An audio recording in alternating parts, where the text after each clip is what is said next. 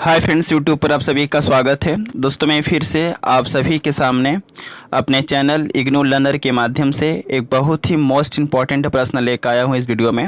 और ख़ासकर मैं जो अभी आपके सामने प्रश्न बताने वाला हूं, यह प्रश्न एग्ज़ाम के लिए काफ़ी ज़्यादा इम्पॉर्टेंट है। और ऐसा इसलिए क्योंकि अब तक जितने भी प्रीवियस ईयर में इस सब्जेक्ट की परीक्षा हुई है, उन सभी परीक्षाओं में जो है यह प्रश्न आ चुका है। और इस बार भी एग्ज़ाम में इस प्रश्न के आने की संभावनाएँ काफ़ी ज़्यादा है। सो आप सभी से रिक्वेस्ट है कि आप एग्ज़ाम में जाने से पहले इस प्रश्न को आप जरूर पढ़ के जाइए। ओके, सो स्टार्ट करते हैं। और स्टार्ट करने से पहले आप सभी से रिक्वेस्ट है कि अगर आपने अभी तक मेरे चैनल को सब्सक्राइब नहीं किया है तो आप इस चैनल को सब्सक्राइब कर लीजिए, क्योंकि इस चैनल पे आपके सब्जेक्ट के इंपॉर्टेंट क्वेश्चन की वीडियो सबसे पहले आपको प्रोवाइड की जाती है। और साथ ही साथ जो क्वेश्चन आंसर का जो PDF होता है आपको टेलीग्राम चैनल पर मिलता है। तो बेहतर ये होगा कि इस चैनल से आप जुड़े, क्योंकि इन फ्यूचर जो है काफ़ी ज़्यादा हेल्प मिलने वाला है। सो स्टार्ट करते हैं और प्रश्न की ओर बढ़ते हैं। तो प्रश्न एग्जाम में आता है कि मध्य पाषाण युग के औजार, यहाँ की बस्तियाँ और जीवन यापन के तरीकों का विस्तृत वर्णन कीजिए। ओके, या तो ऐसे एग्जाम में प्रश्न पूछा जा सकता है कि मध्य पाषाण युग के संस्कृतियों का विशेषताओं का विस्तृत वर्णन कीजिए। तो आपको जैसे भी प्रश्न पत्र में प्रश्न मिले, आपको इन दोनों का ही आंसर, आपको जो मैं अभी बताऊंगा वही आपको लिखना है। ओके, तो प्रश्न क्या आएगा? मध्य पाषाण युग के औजार, यहाँ की बस्तियाँ और यहाँ के जीवन यापन के तरीक़ों का विस्तृत वर्णन कीजिए। तो सबसे पहले आपको आंसर के अंतर्गत लिखना है कि मध्य पाषाण युग का आरंभ BCE 8000 के आसपास माना जाता है। यह पूरा पाषाण और नव पूरा पाषाण युग के बीच का संक्रमण काल है। इस युग में धीरे धीरे तापक्रम बढ़ा और मौसम गर्म और सूखा होने लगा, जिसके परिवर्तन से मनुष्य का जीवन प्रभावित हुआ और साथ ही साथ पशु पक्षी तथा पेड़ पौधों की प्रजातियों में भी परिवर्तन आया। इसके अतिरिक्त औजार बनाने की तकनीकी में परिवर्तन हुआ और छोटे पत्थरों का उपयोग किया जाने लगा। किसमें? औजार बनाने में। साथ ही साथ इस युग में शिकार करने की तकनीकी में भी परिवर्तन हो गया। अब यहाँ के लोग न केवल बड़े बल्कि छोटे जानवरों का भी शिकार करने लगे। मछलियाँ पकड़ने और पक्षियों का भी शिकार करने लगे। कौन सा युग में भाई? मध्य पाषाण युग में। तो सबसे पहले आपको इतना लिखना है। अब आपको हेडिंग देना है और हेडिंग के तौर पर लिखना है मध्य पाषाण युग के औजार। तो मध्य पाषाण युग में बहुत सारे औजार का प्रयोग किया जाता था, जिसमें से एक है ब्लेड। ओके, तो हेडिंग देंगे ब्लेड। इस हेडिंग के अंतर्गत आपको लिखना है कि ब्लेड मध्य पाषाण युग का सभी औजारों में से सबसे प्रमुख औजार है। ब्लेड की लंबाई जो होती थी चौड़ाई से दोगुनी होती थी, जिसका उपयोग संभवतः किसी चीज़ को काटने के लिए किया जाता था। मध्य पाषाण युग में औजार बनाने की तकनीकी को फ्लूटिंग कहा जाता था। साथ ही साथ इस युग में कुछ धारदार ब्लेड भी मिले जो आकार में छोटे, मोटे और लंबे होते थे। और कुछ ऐसे ब्लेड पाए गए जिनके एक या दोनों सिरे जो होते थे वह धारदार होते थे। समझ गए? अगला है कोर। कोर साधारणतः आकार में बेलनाकार होता था, जिसकी पूरी लंबाई में फ्लूटिंग के निशान होते थे और इसमें एक सपाट प्लेटफॉर्म होता था। अगला है नुकीला औजार। नुकीला औजार एक प्रकार का टूटा तिकोना ब्लेड होता था। इसके दोनों सिरे ढलवा तथा धारदार होते थे।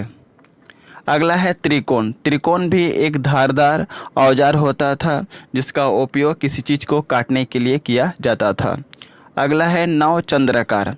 मध्य पाषाण युग में नवचंद्राकार औजार भी एक तरह का ब्लेड होता था, लेकिन इसका एक सिरा वृत्ताकार रूप में होता था। और इस तरह के औजार का उपयोग वहाँ किया जाता था जहाँ हमें अवतल कटाई करनी होती थी। अतः हम कह सकते हैं कि अवतल कटाई करने के लिए मध्य पाषाण युग में इस तरह के नवचंद्राकार औजार का उपयोग किया जाता था। तो यह रहा औजार जो कि मध्य पाषाण युग में उपयोग में आता था। तो कौन कौन सा औजार? ब्लेड, कोर, नुकीला औजार, त्रिकोण, नवचंद्राकार। आपको इसी तरह हेडिंग वाइज, पॉइंट वाइज करके लिखना है। और इसके अंदर जो मैंने बताया है 2-3 लाइन वैसे करके आपको एग्ज़ाम में लिखना है, तभी आपको एग्जाम में अच्छा नंबर देगा। अगला है मध्य पाषाण युग की बस्तियाँ। तो हेडिंग क्या देंगे? मध्य पाषाण युग की बस्तियाँ। अब आपको इनकी बस्तियों के बारे में पॉइंट वाइज करके लिखना है। पहला है सोजत। सोजत एक स्थान है जो कि राजस्थान में पड़ता है। तो सोजत राजस्थान इलाके में सूक्ष्म औजार काफ़ी मात्रा में मिले। राजस्थान के तिलवारा में एक महत्वपूर्ण बस्ती पाई गई है जहां पर हमें सूक्ष्म औजार देखने को मिला। साथ ही साथ यहां चाक पर बने हुए मिट्टी के बर्तन और लोहे के टुकड़े सूक्ष्म औजार के साथ पाए गए हैं। तो समझ गए, सोजत एक स्थान है जो कि कहाँ पाया गया, राजस्थान इलाके में पाया गया। वहाँ पर मध्य पाषाण युग के कई सूक्ष्म औजार भी मिले। राजस्थान के तिलवारा में एक महत्वपूर्ण बस्ती पाई गई है जहाँ हमें सूक्ष्म औजार देखने को मिला। साथ ही साथ यहाँ चाक पर बने हुए मिट्टी के बर्तन और लोहे के टुकड़े सूक्ष्म औजार के साथ पाए गए हैं।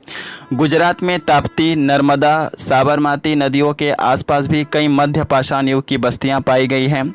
यहाँ की बस्तियों में सूक्ष्म औजार में ब्लेड, त्रिकोणीय औजार, अर्धचंद्राकार औजार, खुरचनी और तछनी जैसे औजार यहाँ पाए गए हैं। तीसरा है, सतपुरा इलाके में मध्य पाषाण युग के अनेक बस्तियां पाई गई हैं। इसके अतिरिक्त मध्य प्रदेश के भीमबेटका क्षेत्र में भी कई बस्तियां पाई गई हैं जहां पर विभिन्न प्रकार के सूक्ष्म औजार भी मिले हैं। इसके अतिरिक्त उत्तर प्रदेश के मुरहाना पहाड़ जैसे क्षेत्र में मध्य पाषाण युग की कई बस्तियां पाई गई हैं। छोटा नागपुर का पठार, उड़ीसा के तटीय मैदानीय क्षेत्र, बंगाल डेल्टा, ब्रह्मपुत्र घाटी जैसे क्षेत्र में भी विभिन्न प्रकार के औजार पाए गए हैं। कौन से युग के औजार? मध्य पाषाण युग के औजार के बारे में यहाँ पे बात हो रही है। अगला है 5th नंबर पॉइंट, कृष्णा और भीमा नदी में भी अनेक प्रकार के सूक्ष्म औजार पाए गए हैं। इसके अतिरिक्त कर्नाटक पठार के पश्चिमी किनारे पर स्थित सनगनगल में अनेक औजार मिले हैं जैसे कोर, नुकीले औजार और अर्धचंद्राकार आदि। तो ये सभी औजार थे, मध्य युग पाषाण युग की बस्तियां थी जहां पर विभिन्न प्रकार के जो क्या औजार पाए गए हैं। अगला हेडिंग देंगे जीवन यापन करने के तरीके। इस हेडिंग के अंतर्गत आपको लिखना है कि आरंभिक मध्य पाषाण युग के बस्तियों से अनेक जानवरों जैसे भेड़, बकरी, भैंस, सूअर, कुत्ता, हाथी, घोड़ा, खरगोश आदि जानवरों के अवशेष पाए गए हैं। कहीं न कहीं जलवायु और पर्यावरण संबंधित परिवर्तन भी यहाँ पशुओं का पाए जाना और न पाए जाना भी निर्भर करता था। मध्य पाषाण युग के दौरान लोग शाकाहारी और मांसाहारी दोनों प्रकार का भोजन खाते थे। मध्य पाषाण युग के अनेक बस्तियां जैसे लांघनाज और तिलवारा से मछली, कछुआ, खरगोश, नेवले, नीलगाय के अवशेष पाए गए हैं और ऐसा प्रतीत होता था कि मध्य पाषाण काल के लोग भोजन के रूप में इनका उपयोग करते थे। मध्य पाषाण युग के लोग मुख्यतः शिकार करके और मछली पकड़ करके अपने जीवन का निर्वाह करते थे। शिकार करने और मछली मारने के अलावा मध्य पाषाण युग के लोग जंगली कंदमूल, फल और मधु आदि का भी संग्रह करते थे और यह उनकी भोजन का पुण्य हिस्सा था। ऐसा प्रतीत होता है कि पौधे से प्राप्त भोजन शिकार से प्राप्त भोजन की अपेक्षा अधिक सुलभ था। कुछ इलाकों में घास, बीज और काष्ठ फल भी मौजूद थे जिनका उपयोग भोजन के रूप में करते थे। मध्य पाषाण युग के लोग भोजन की पूर्ति शिकार के माध्यम से सबसे ज़्यादा करते थे। तो यह रहा मध्य पाषाण युग के लोगों का जीवन यापन करने का तरीके। ओके, और यह प्रश्न जो है काफ़ी ज़्यादा इम्पोर्टेंट है क्योंकि पिछले बार दिसंबर 2022 में नव पाषाण युग के संस्कृति यानी कि वहाँ के लोगों का जीवन यापन, वहाँ के लोगों का जो वहाँ की बस्तियों के आदि के बारे में पूछा गया था। तो इस बार चांसेस है कि एग्ज़ाम में आपको मध्य पाषाण युग या तो इसके बारे में आने का चांसेस काफ़ी ज़्यादा है। सो आप इस वीडियो को अच्छे तरीके से देखिए और समझने का प्रयास कीजिए और जितना ज़्यादा हो सके इस वीडियो को शेयर कीजिए जिससे कि और भी बच्चों को जो है काफ़ी लाभ हो सके, क्योंकि आप जानते हैं कि आप लोगों के पास समय की पाबंदी रहती है, समय कम रहता है। इसलिए मैं बहुत ही हेडिंग वाइज पॉइंट वाइज करके आपको बता देता हूं ताकि आप एग्ज़ाम में अच्छे तरीके से लिख पाएँ। तो मैं जिस तरह से यहाँ पर PDF में जो है लिखा हूँ वैसे ही करके आपको एग्ज़ाम में भी लिखने हैं। ओके, और मैं यहाँ पे आपको बता दूँ कि अगर आपको इसका PDF चाहिए तो आप टेलीग्राम चैनल से जुड़ सकते हैं।